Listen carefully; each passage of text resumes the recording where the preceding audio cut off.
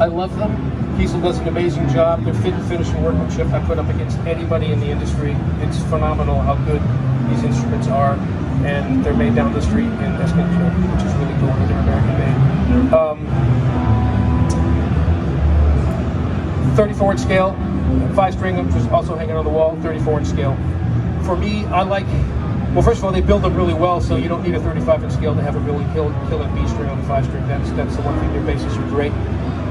For me, because I play a lot of fretted and fretless bass, I like my string lengths to be the same, because the minute you change string lengths between a 4-string and a 5-string, if you've got 34 and 35-inch scale, and you play fretless, your intonation's gone.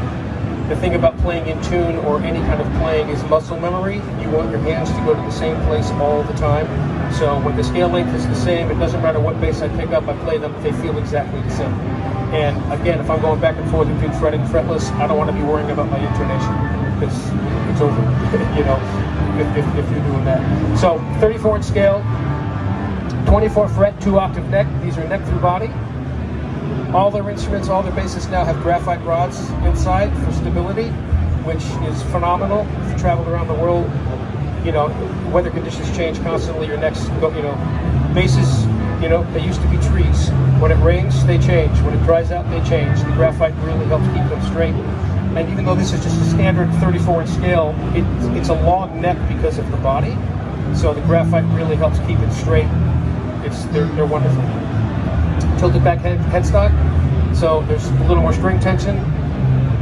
Straight string pull, very important. Keeps your nut from wearing out, keeps the bass more in tune. So the strings are straight. Just lots of little things. You know, I designed the shape originally back in 1981, and then over the years I've evolved it, and then started working with, you know, Mark Kiesel, and we just took it to the next level. And for me, this is the bass I play. There is nothing custom about this instrument. This is a factory bass that they make. My basses are exactly the same. Like I said, you can buy this bass.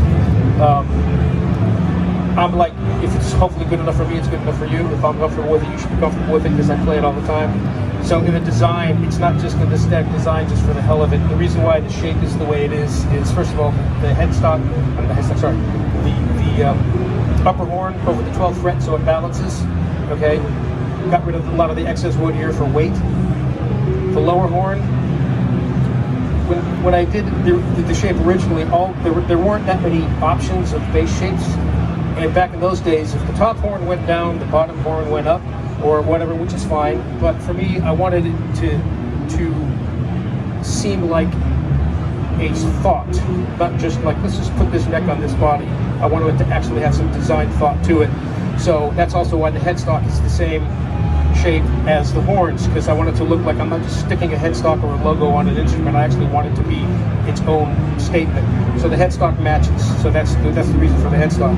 But also what we did, if you notice this here, if I was sitting down and put it on my leg, it'll just stay in position and balance, which is great. So if you're practicing or watching TV, which is what I do most of my practicing, of course, you don't have to wear a strap and put it on your back. So it balances perfectly, which is nice.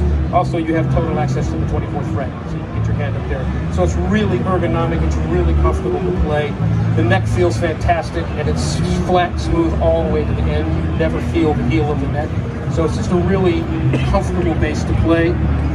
3-band EQ, 18 volt, low, mids, and highs. Honestly, I rarely touch the EQ ever. This bass sounds good. It sounds so good flat. It's just like what you just heard is flat. And I'm not playing through a bass amp. I'm just playing through the PA here. A little goes a long way. It's a very powerful circuit board. So if you get it sounding great flat, if you just tweak a little bit, if you need a little more bottom or a little more mid or something, just turn it literally one notch, and it makes all the difference in the world. So I barely use it, but it's a great circuit board. It sounds fantastic. 3-band EQ with a sweepable mid, low, mid, and high. This one has the new single coils on it, and if you notice, they're radiused. That's something that I've been playing for years and brought to Kiesel, and you guys are putting it on all your basses now, or most of your basses, because it does two things. One is it feels great under your fingers because you've got an arch. You know, you get a 14-degree radius on the fretboard. You know, it follows it, so the strings follow it. Your strings are curved, and I always, I'm an upright guy. I started playing acoustic bass as my first bass.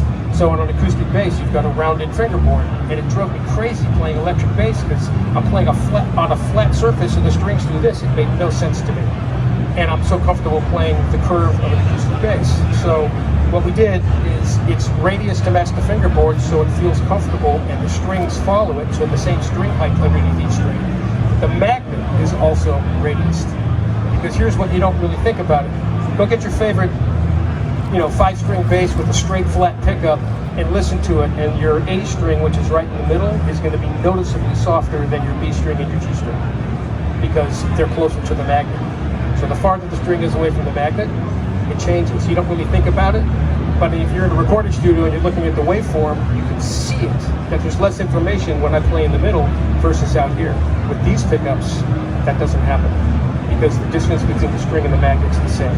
So it's incredibly even and fat and warm all throughout all strings, 4 to 5 and or 6. It makes a huge difference.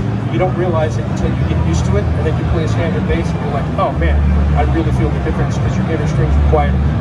So it's little things that I wanted to put into the instrument just to make it more enjoyable and more usable. Because hey man, this is what you do, right? You want to enjoy it. You don't want, in any musical situation, I want to be the weak link. Right? Because if my tools are the weak link, it's going to affect my ability. If I'm the weak link, I can always grow. So I want my tools to be as good as possible. So for me, this is my main tool. I want it to be comfortable and make sense. So that's the whole reason for the design, the shape, the circuit board, and things like that. And I couldn't be happier. The bases artists you will look at, they're all beautiful. And anything you order, if you go out and order one, will look absolutely perfect and it'll be this. Literally, just they come out, that's it. So they do an amazing job. So I'll play one more song, and if anybody has any questions, I'll be hanging out. I can answer anything if you want to get more detailed.